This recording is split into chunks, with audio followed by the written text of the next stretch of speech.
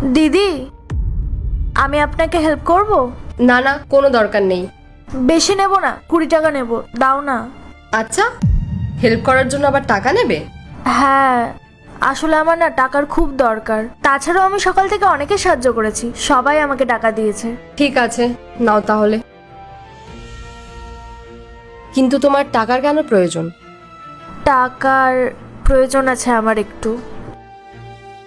আরে সেটাই তো জিজ্ঞেস করছি যে কেন টাকার দরকার। আসলে মানডেতে আমার স্কুলের ফিস জমা দিতে হবে, ফাইনাল এক্সাম আছে। আর টিচার বলেছে ফিস না জমা দিলে এক্সামে বসতে দেবে না। আচ্ছা, বাড়িতে কে কে আছে? বাড়িতে দাদা আছে। উনি কি করেন? দাদা সিকিউরিটি গার্ডের কাজ করে। আসলে ওর শরীরটা খুব খারাপ, তাই ও কাজে যেতে পারছে না। তা তুমি সকাল থেকে কত কামালে? সকাল থেকে তোমাকে নিয়ে ওই 150 টাকা মতো। বাহ, ভালোই তো। আচ্ছা, তুমি বড় হয়ে কি হতে চাও? কি হলো বলো? আমি বড় হয়ে না অনেক টাকা কামাতে চাই। দাদার যেসব স্বপ্নগুলো পূরণ হয়নি, আমি দাদার সব স্বপ্ন পূরণ করব। আর দাদাকে অনেক ভালো রাখবো। আচ্ছা, আমি চলে এসেছি। হ্যাঁ, ওটাই আমার বাড়ি। এটা তোমার বাড়ি? হ্যাঁ। কি সুন্দর তোমার বাড়িটা, কত বড়। হ্যাঁ, ওই বাবা বানিয়েছে। ঠিক আছে, দাও।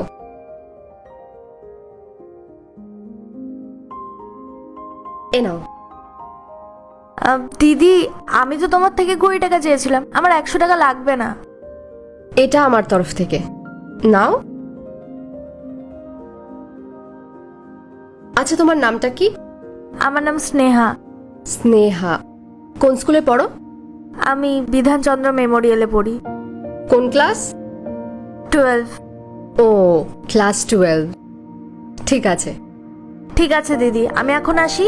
আসলে অনেক লোকেদের এখনো সাহায্য করতে হবে। ঠিক আছে, মন দিয়ে পড়াশোনা করো।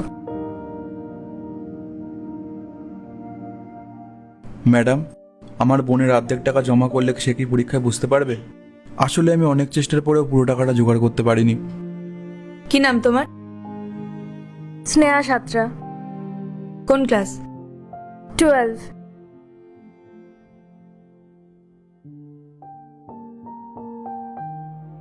কিন্তু ওর তো ফিস ক্লিয়ার করা আছে। ক্লিয়ার? হ্যাঁ, কিন্তু কে ক্লিয়ার করলো আর কিভাবে বা ক্লিয়ার করলো?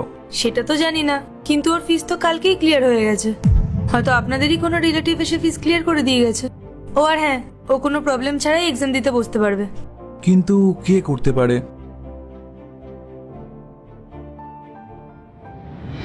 আমি বড় হয়ে না অনেক টাকা কামাতে চাই। দাদার যেসব স্বপ্নগুলো পূরণ হয়নি, আমি দাদার সব স্বপ্ন পূরণ করব। আর দাদাকে অনেক ভালো রাখবো। ঠিক আছে, মন দিয়ে পড়াশোনা করো। আচ্ছা, তোমার নামটা কি? আমার নাম স্নেহা। স্নেহা। কোন স্কুলে পড়ো? আমি বিধানচন্দ্র মেমোরিয়ালে পড়ি।